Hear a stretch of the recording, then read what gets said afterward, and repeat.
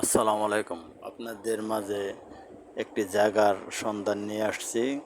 Gazipur city ২৩ নং word. মনোমুগ্ধকর পরিবেশ এবং দেখার মতো খুবই চমৎকার একটি জায়গা, যা দেখলে আপনাদের পছন্দ হবে।